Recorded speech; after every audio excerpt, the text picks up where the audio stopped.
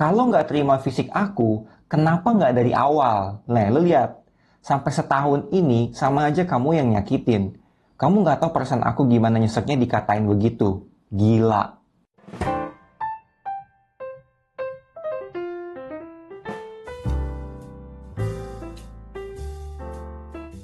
It's good to be back. What's up guys? My name is Eduardo Adam and welcome back to my YouTube channel. Gila, gue udah lama banget gak upload video. Dan di video kali ini gue pengen ngajak kalian semua EA Squad untuk sama-sama nonton TikTok. Tapi bukan nonton cewek-cewek joget-joget. Sesuai dengan isi channel gue pengen ajak kalian sama-sama nonton soal curhatan cewek-cewek di TikTok. Jadi cewek-cewek di TikTok itu selain suka joget, mereka juga suka curhat soal perlakuan cowoknya.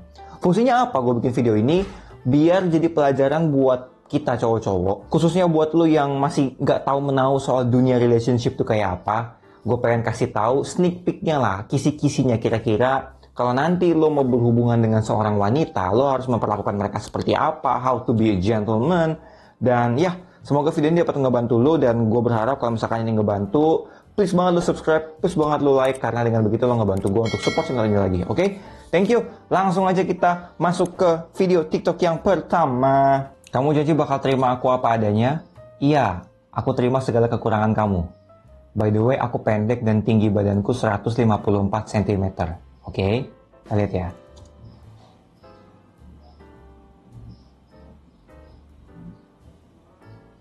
Oh, ini chatnya. Ternyata dia nggak terima kalau tubuhku pendek. Masalahnya aku udah nyesek Mel, hehehe. Udah gitu kamu kecil, coba tinggi. Aku masih mikir-mikir. Karena aku jujur, tipe aku pengennya punya cewek tinggi. Walaupun nggak tinggi banget, pas aja udah cukup. Aku pusing, capek udah berusaha ini itu, masih sama aja. Dan ceweknya nangis, oke? Bodoh banget gue ya dulu, kata ceweknya. Cowoknya chat lagi, aku capek Mel, pulang pergi dari rumah aku ke kamu jaraknya jauh banget. Udah gitu pakai hehe. Lu kira dengan kata hehe, terus kata-kata lu diampuni gitu? Gue masih mikir aja perjuangan gue dan lain-lain, tapi endingnya pahit. Dan gue juga mikir sampai kapanpun lo juga gak bakal tinggi, Mel. Sumpah lu jahat sih. Sebelum perdebatan ini, dia selalu maksa aku buat olahraga terus. Nih chatnya nih. Aku rasa aku ke kamu udah hampa, Mel. Tipe gue jujur pengen banget ya punya cewek tuh tingginya semata gue. Atau alis, karena biar pas aja, hehe. Karena gue tinggi, tapi gue malah dapetnya elu. Tapi gue yang tadi serius sama lo, sekarang udah hampa, masih mikir panjang. Aku ke depannya Mel gimana gitu. Selalu maksa aku minum susu tiap hari, padahal aku gak terlalu suka susu. Aku gak sempurna kok, tapi alhamdulillah pas. Aku gak meragukan kan, ini hati, gak bisa bohong. Tadi fisik, sekarang hati. Gue yang ngebacain chatnya aja, gue berusaha menempatkan posisi gue di posisi itu cewek sih, sakit banget gue yakin banget sih. Kalau nggak terima fisik aku, ini penting nih, ini penting, lu inget ya. Kalau nggak terima fisik aku, kenapa nggak dari awal? Nah, lu lihat, sampai setahun ini sama aja kamu yang nyakitin. Kamu nggak tahu perasaan aku gimana nyeseknya dikatain begitu. Gila. Sampai akhirnya dia mutusin aku.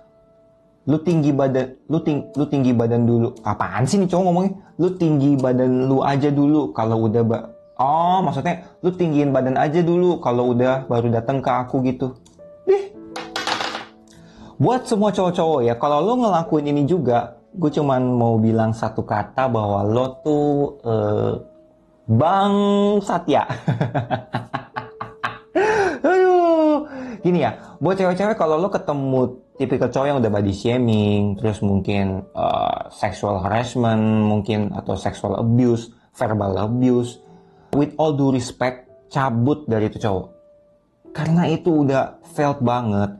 Ketika lo mencintai seseorang, lo pasti pengen bikin nih cewek itu at least tersenyum terus sama lo. Kalau misalkan baru deket aja endingnya udah kasar begitu, udah ngatur-ngatur segala macam, jauhin. Serius.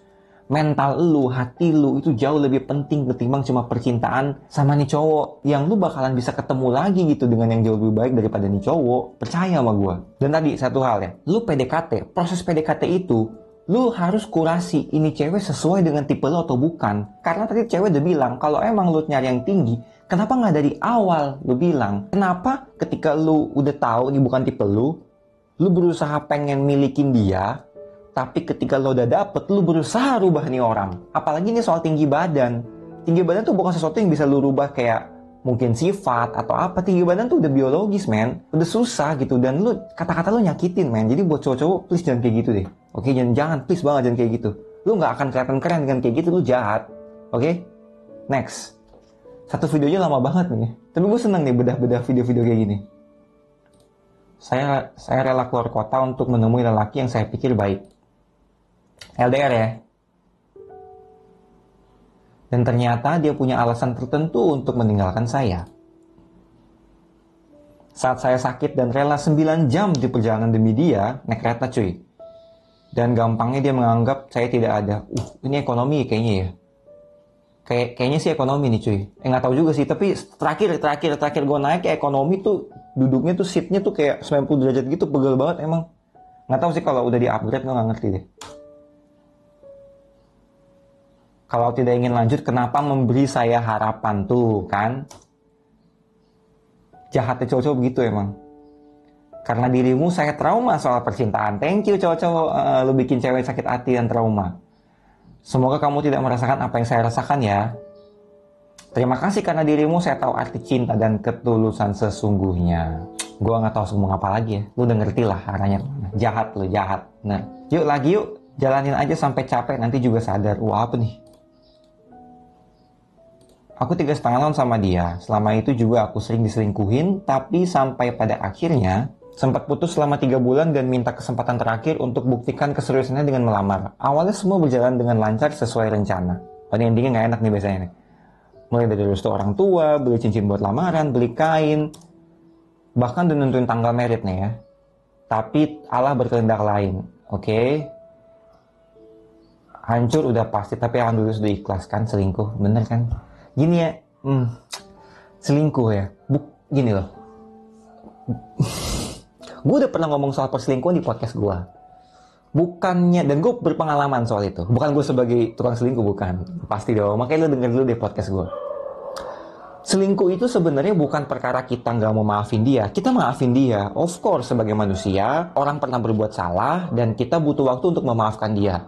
Sampai waktunya tiba, lo harus maafin dia. Bukan karena demi biar kita bisa balikan lagi, enggak. Tapi demi kita berharap rasa sakit yang ditimbulkan itu nggak mempengaruhi hidup kita lagi. Itu akan berguna buat mental kalian. Nah jadi, kalau misalkan lo jadi korban selingkuh, lo diselingkuhin, menurut gua, take your time. Ketika waktunya tiba, lo harus maafin dia, tapi nggak usah balik lagi sama dia. Ini saran dari gua. Terserah lu boleh terima atau enggak, tapi kalau menurut pengalaman gua, mending jangan. Karena sekali lo selingkuh, dia bakalan selingkuh lagi. Dengan cara yang lebih sadis mungkin. Itu sih pesan gue. Oke, lanjut. Bikin takut nikah, aku takut beneran. Oke.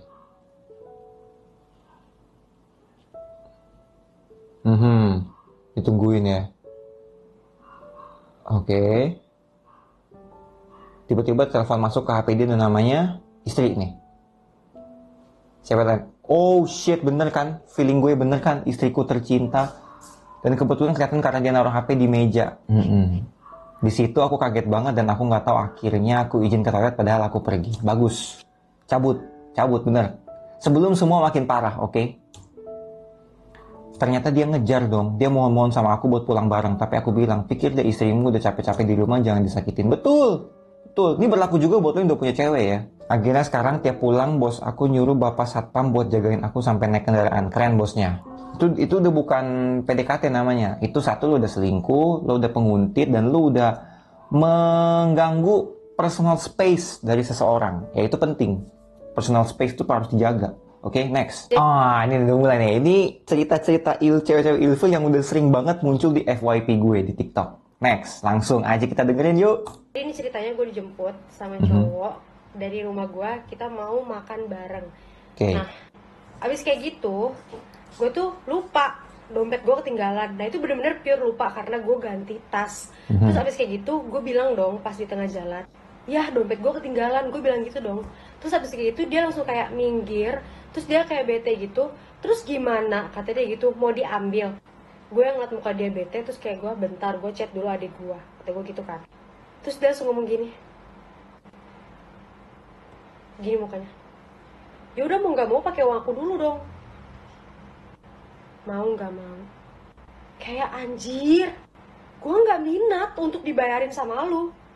Dan akhirnya adik gue ngegojekin dompet gue ke tempat makan itu. Bentar, kok lu berani banget ya ngegojekin dompet gitu? Kalau gue sih serem loh. Nggak, maksudnya kan itu bahaya kan dompet gitu. Kalau misalkan ada apa-apa yang hilang kan PR ngurusinnya. Meskipun drivernya bisa lu tracking juga sih, cuman kan males aja gitu kalau ngurusin yang gitu-gitu. Dan ujung-ujungnya semua makanannya gue yang bayar.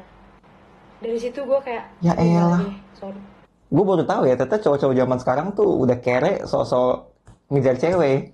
Udah gitu tengil lagi, kalau gitu pakai uang aku tuh dong. Aduh, kurang. Lu kurang, cowok-cowok kalau kayak gitu kurang, bener.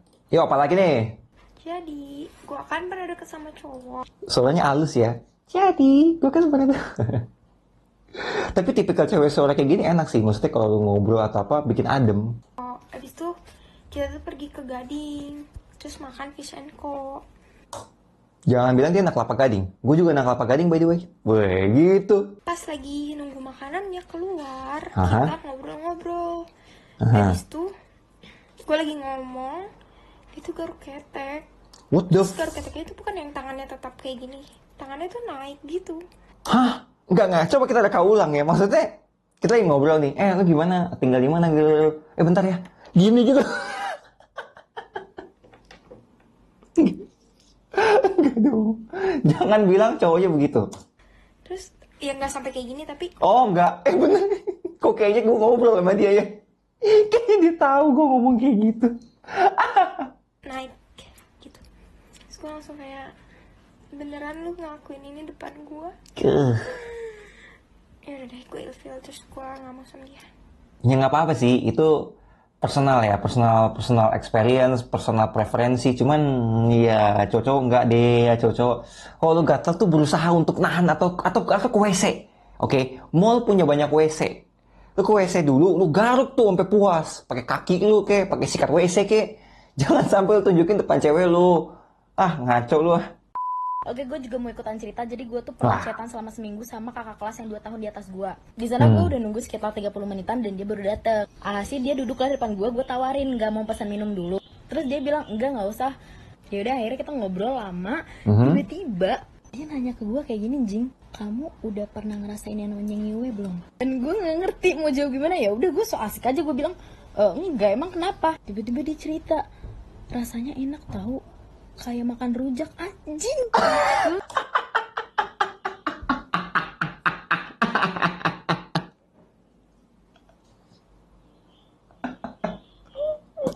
Bentar.